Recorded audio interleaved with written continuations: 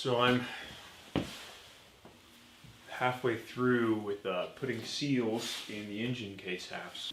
But we went and got a toolbox on sale. So instead of working around these giant things sitting in my garage and constantly having my tools between the small toolbox and shelf and the box behind you, what I'm going to do is I'm going to set up the larger of the two, because what I'd like to do is sort of have this as this bigger toolbox as a bench, and also have the front, the main body of the toolbox be storage. Let's take a quick spin around the garage. I'll show you what I'm looking to replace, looking to consolidate. This is what I typically put my parts on here, and then I work off the workbench over here. And you can see the problem here is twofold. First off, I've got a kayak taking up half of the workbench. That's fine, no big deal. I'll work around that. But I've also got some tools down here, right? I got a bunch of motorcycle parts in that wooden box there, both street bike and dirt bike parts. Then if I swing around, ignoring the tripod, I've got more tools in this box here. They fit pretty well in there, but I prefer not to have to go digging through this box, which I keep on this shelf right here. More tools there, more parts, more motorcycle parts up there. And then if we walk all the way around the garage, I've got tools, tool belt, some lights, hammers, some tools over here.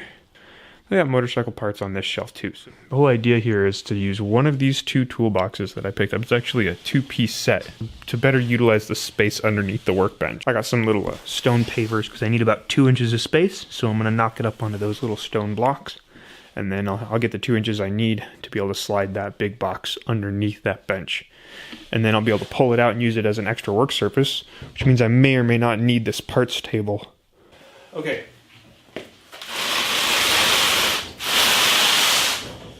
Install this handle.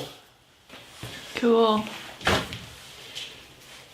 You did a thing. This is the next piece. This is kind of a rather stupid beer bottle opener.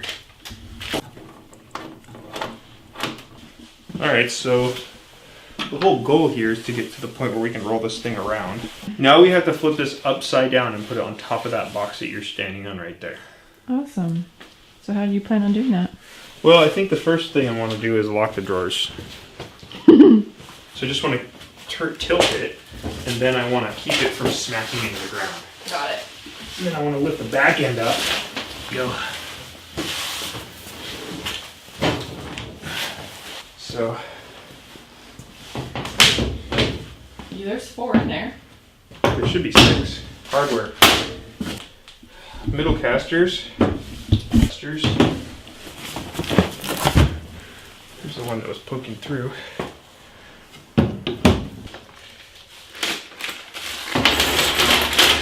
First thing I want to do is recycle this thing. I'm never going to use that. Not sure why you'd give a person buying a toolbox of this size a wrench like that. Interesting. So you see the hex head here? And then this one, by comparison, is just a rounded edge. Mm-hmm. It's still got an Allen key, but it's just a rounded. That's really peculiar. Boring, pulling out bolts.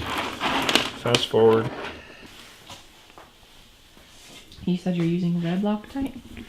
Yeah. What's the difference between red and blue again? This is high strength, so blue is medium strength, which means if you ever want to take this out, they recommend using heat to get it out. So you'd need like a torch or a heat gun. Or so it's meant to be permanent is what they say, but I wouldn't call it permanent so much as it's just a very strong thread lock. This is where a T-handle would come in handy. Congratulations, you have 1 installed. The washers go on directionally. I don't know if I've talked about that. Meaning? This washer here, so there's a flat side and a rounded edge. So you have to pay attention. This is a square edge right here. So that's what you want to put up against the mating surface. And then these rounded edges, or the radius edges, both interior and exterior, they go up against the bolt. So it always goes on like that, not like that. So flat against whatever you're attaching it to. Yep. So if you look at the lineup here, you can see there's some of these washers that are in the wrong orientation. Oh yeah, this one's and you can tell the difference visually. Flat. Yep. Yeah. Do you want to do some?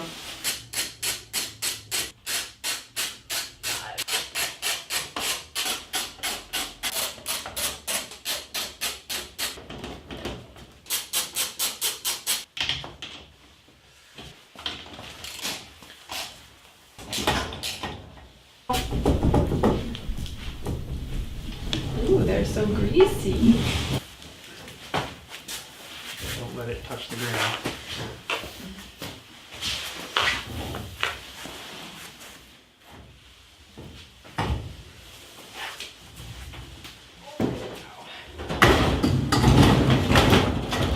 It even works. It's not going. Oh.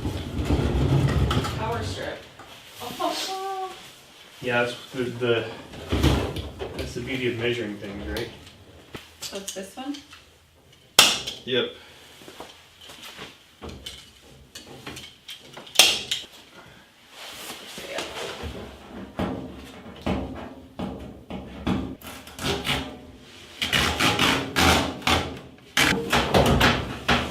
Ooh. Smooth close. Actually pretty tastefully done.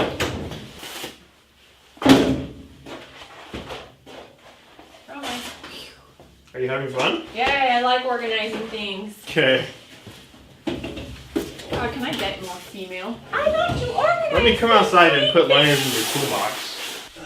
Come, enjoy our drawer making extravaganza. Do do do do do do do do do do do do do. And I think that is all my sockets.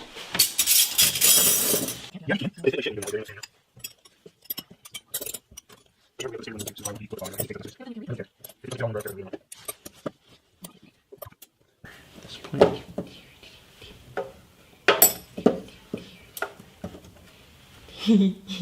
So little. Yeah. But straight.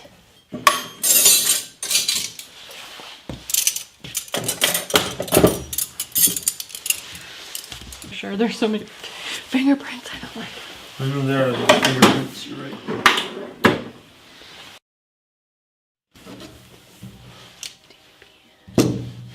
These pliers can go in the back. I hardly ever use these giant That one pliers. goes in the back. He's bigger. He's like a Velociraptor. Velociraptor. This goes here. He goes on the top. For sure. He goes right there. It fits so perfect in length, too. That's what she said. Screwdrivers. Do the screwdrivers go up here? I think they do. No. They go with the Allen keys. There's way too many screwdrivers. Let's find out. That doesn't tell me what size they are. They say on the end, on the butt. That's annoying. You can just look at it.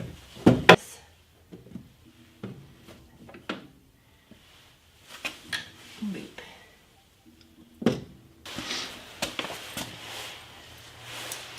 Yep, plus all these other screwdriver-like implements.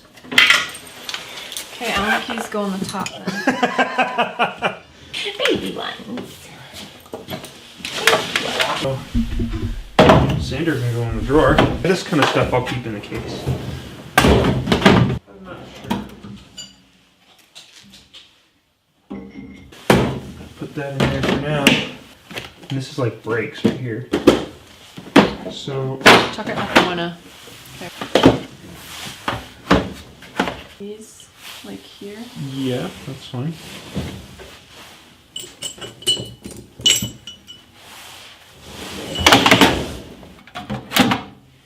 I've been using it for a little while. I want to give you a quick update on how I've set it up. I went and bought some rubber mat material. It's actually used, I bought it at my local farm supply store. It's used for horses' stalls. I'm going to just cut that to size, put it on top of here so I have a second workbench. And usually what I do is I pull it out, I lock the wheels, and then I have a workbench here and a workbench here. Typically it's pushed back a little bit further towards the garage door.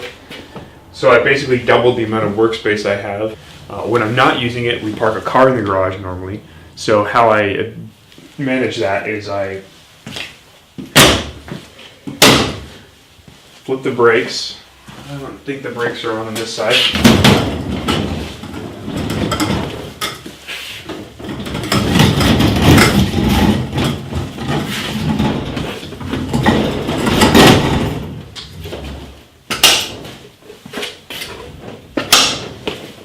usually lives just like that. So this is the most space efficient way that I can set up my toolboxes and have workbench space, not take up a ton of space in the garage. So if you're looking to do something like this, this is how I did it. And again, thanks for watching.